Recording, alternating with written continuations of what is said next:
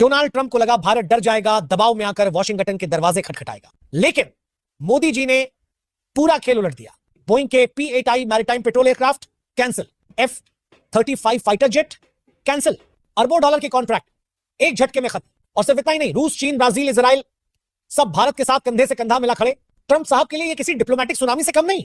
अब जरा तेल का किस्सा सुनिए। कभी कहते थे ईरान से मत लो, वेनेजुएला से मत लो, सऊदी इराक से कम लो, फिर खुद कहते हैं रूस से लो ताकि दाम स्थिर रहे। भारत ने सस्ता तेल लेना शुरू किया और ट्रंप साहब का गुस्सा सीधे 7वें आसमान पर। फार्मा सेक्टर, वहां तो जैसे आग लग गई। अमेरिका भारत से 8.7 अरब डॉलर की दवाएं लेता है, लेकिन ट्रंप बोले 250% टैरिफ, मतलब 10 की दवा सीधी 35 से ऊपर। लाखों अमेरिकी मरीज या तो कर्ज में डूबेंगे या फिर दवाओं से वंचित रहेंगे। और इसी बीच उनके अपने सलाहकार कहते हैं इंडिया तो हमारा स्ट्रैटेजिक पार्टनर है। तो सवाल ये, फैसले ले कौन रहा है, ट्रंप या उनकी टीम? और फिर आई चीन की एंट्री। चीन के राजदूत ने कहा अमेरिका बुली है। भारत ने रूस के 45 अरब डॉलर के फार्मा मार्केट में अपनी पकड़ बनानी शुरू कर दी। कई कंपनियां तो मैन्युफैक्चरिंग रूस शिफ्ट कर रही हैं। साफ मैसेज, अमेरिका का दरवाजा बंद, रूस का गेट खुला रहेगा। और बस 3 दिन में ट्रंप साहब का मूड बदल गया। फार्मा सेक्टर टैरिफ से बाहर, मोस्ट फेवर्ड नेशन प्राइसिंग का ऐलान। जो दाम भारत यूरोप को, वही अमेरिका को, मतलब सीधा सीधा यू टर्न। दोस्तों, ये नया भारत है, ना धमकी से डरता है, ना चापलूसी में बहकता है। दुनिया अब हमारी शर्तों पर खेलेगी, क्योंकि IMF और वर्ल्ड बैंक भी मान चुके हैं। दुनिया की सबसे तेज बढ़ती अर्थव्यवस्था इंडिया। दोस्तों, कहानी यही खत्म नहीं होती, असली खेल तो अब शुरू हुआ है। क्योंकि ट्रंप साहब का यू टर्न दरअसल भारत की पहली जीत थी। अमेरिका के भीतर हड़कंप मचा। डिफेंस इंडस्ट्री के टॉप CEO, पेंटागन के बड़े अफसर सब कैपिटल हिल में भागे भागे घूम रहे थे, क्योंकि उन्हें समझ में आ गया अगर भारत गया तो पूरा एशियन मार्केट चीन, रूस, भारत गठबंधन के हाथ में चला जाएगा।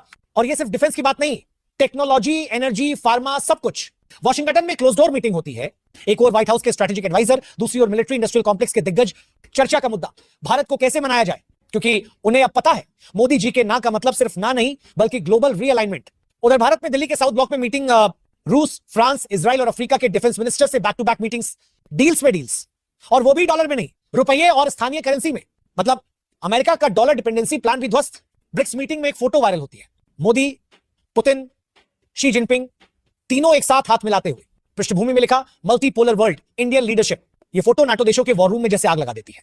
और दोस्तों, सबसे बड़ा झटका तब लगा जब अफ्रीका के 14 देशों ने भारत के साथ डिफेंस को ऑपरेशन फ्रेमवर्क साइन कर दिया। मतलब भारतीय हथियार, भारतीय टेक्नोलॉजी, भारतीय ट्रेनिंग अब अफ्रीका में भी। यानी अमेरिका के पारंपरिक क्लाइंट स्टेट्स अब भारत की कतार में। अमेरिका अब सिर्फ भारत को मनाने की कोशिश नहीं कर रहा, बल्कि अंदर से डर भी रहा है। क्यों? क्योंकि उन्हें पता है अगर भारत ने 5 साल और ऐसे ही स्वतंत्र और आक्रामक नीति चलाई तो एशिया में चीन को कंट्रोल करने का उनका आखिरी कार्ड भी खत्म हो जाएगा। और ट्रंप अब खुले मंच पर कह रहे हैं India is a great friend, Modi is a great leader.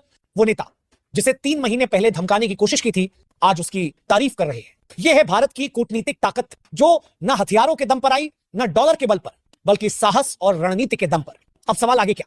दोस्तों, अब भारत सिर्फ टेरिफ वॉर में नहीं, बल्कि ग्लोबल पावर स्ट्रक्चर में अपनी शर्तों पर खेल रहा है। डिफेंस डील हो, ऑयल ट्रेड हो, फार्मा एक्सपोर्ट हो, अब कोई वॉशिंगटन या ब्रसेल्स में बैठा आदमी यह तय नहीं करेगा कि भारत क्या करेगा। और आने वाले महीनों में भारत की एक चाल पूरे ग्लोबल ऑर्डर का बैलेंस बदल सकती है।